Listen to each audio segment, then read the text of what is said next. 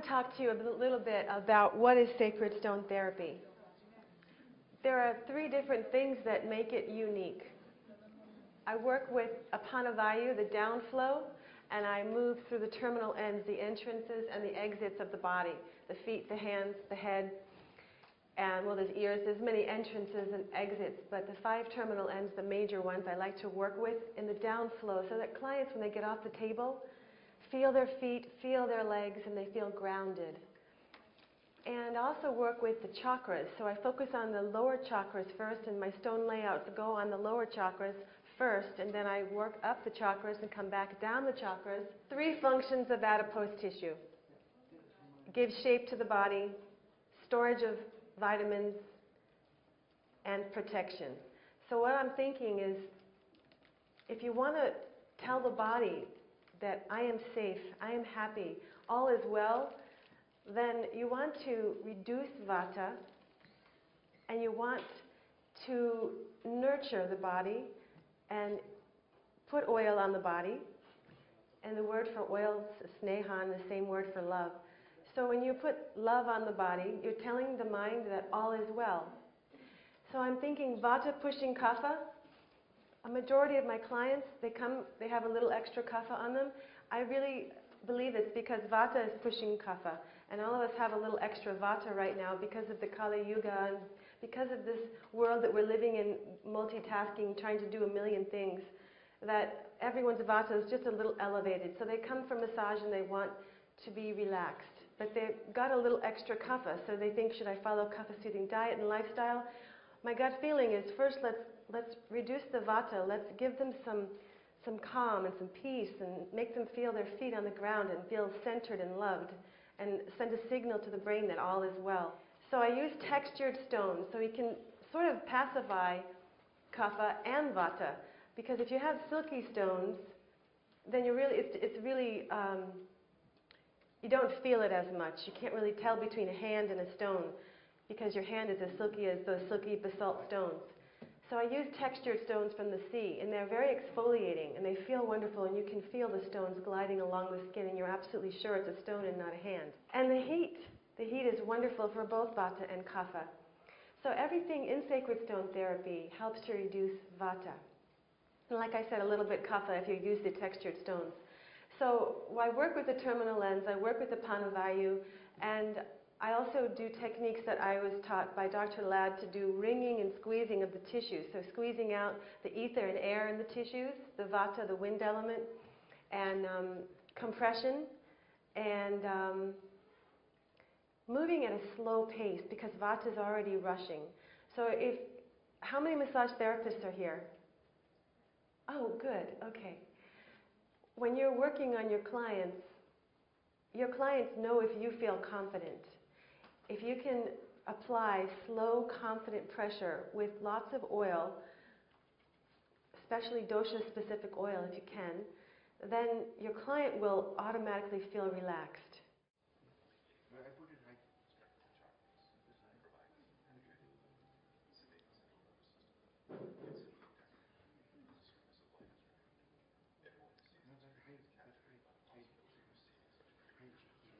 Perhaps you could narrate it instead of I don't know where that microphone went. Thanks. It'll help the recording. So I'll moderate here. This was done about 7 or 8 years ago. When I moved to this location in Newport, it was a summer rental, so I had to move twice a year, but it was the most beautiful property. This was my backyard. And I was doing Abhyanga. I saw about 5 clients a day, and my body was killing me at the end of every day. So I would lay on the cliffs, which you'll see in a minute, and these cliffs just really helped my back. And I felt almost like a suction downward, so the pain was leaving through the stones down into the earth. And I was trying to convince my clients to come to the cliffs after Abhyanga, and they thought I was crazy. So, so I said, I'm just bringing the cliffs to you. So below the cliffs was a stone beach. There was no sand at all. And these were the stones right at the bottom of the cliffs. And I brought one stone and put it in a pan on my stove, and I brought it to my client, and I put it on the pane. And then in the process of moving from one point to another point, I developed the gliding technique. So my clients and myself developed this technique. They all loved it. They all wanted me to keep doing it, and they were having their own crock pot. So there were about 10 crock pots in my room, and everyone had their own stones. Nobody wanted to share their stones. So I finally just said, see that big turkey roaster you just saw over there? I said, this is what we're going to use. We're sharing, and we're putting spa shock and sodium bromide and things that are safe for the body but will kill all the viruses and the bacteria. And some of them still feel a little bit squeamish about sharing the stones, but most of them don't mind.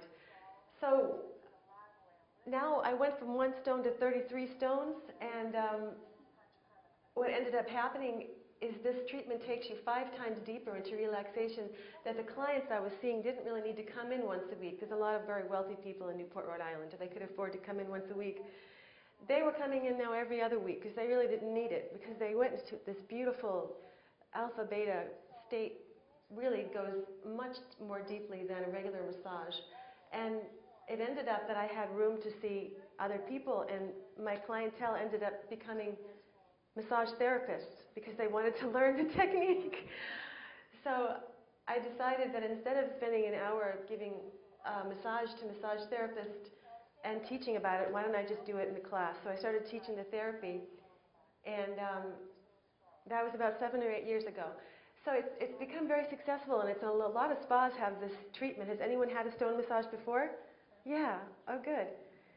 Well, there's a lot of stone massage going on that use basalt round volcanic stones. I use textured sea stones, and they're mineral composites of granite and feldspar and quartz.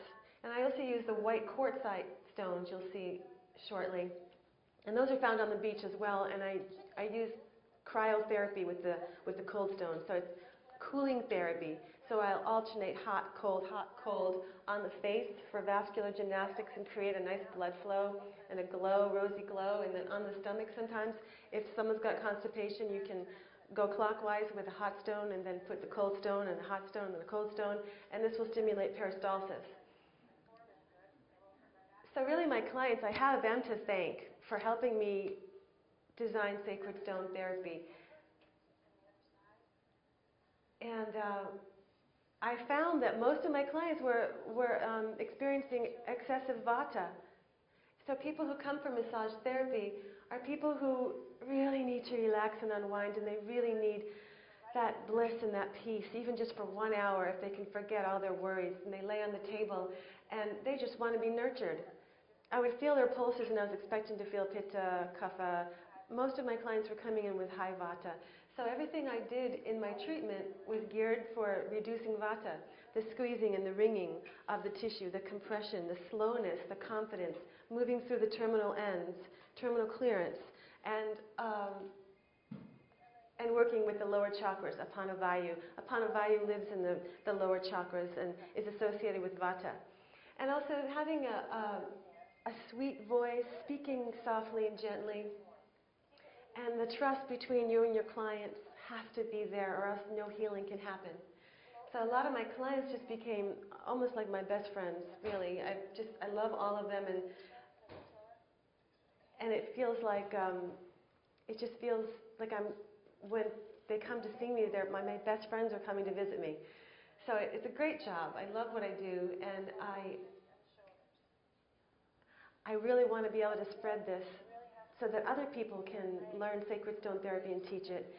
So what else can I tell you about sacred stone therapy? I know you're really hungry. I don't want to take too much more time on it, but I got the 5-minute mark. Obesity. If the body feels like I am safe, I am protected, I am loved, I am nurtured, I'm centered, I am grounded, then there's no need to how can I say this? There's no need for adipose tissue protection. If the body feels anxious, which is one of the emotions that belongs to vata, if the body feels isolation, loneliness, nervousness, all of these emotions push kapha. Those emotions belong to vata, so the vata is pushing kapha. If you don't know what vata pushing kapha means, the best way I could think about it is looking at nature, sand, just flat sand, and then you have the wind, and the wind blows the sand, and it blows and it blows, and it creates a sand dune. And the more it blows, the higher the dune becomes. So if you can think of vata as the wind in your body, and if you have some weight you want to lose, if your wind is going to blow that sand dune in your body, which is the adipose tissue, then you're going to just keep accumulating that. So it's really important to reduce the vata, to send a signal to your brain that all is well. And if you can't get sacred stone therapy where you live, just do Abhyanga every day. Banyan has some really nice oils that actually reduce kapha. I forget the name of it, but it's a balm. And I just came out with one as well. And you can make your own up. Dr. Ladd taught that castor oil will help reduce cellulite, mustard oil, and musta, and lime, and grapefruit seed extract. What else? If you want to lose weight in the lower parts of your body, yoga, inversions. Spend at least 5 or 10 minutes a day upside down. And it will help the adipose tissue in the lower part of the body to balance out.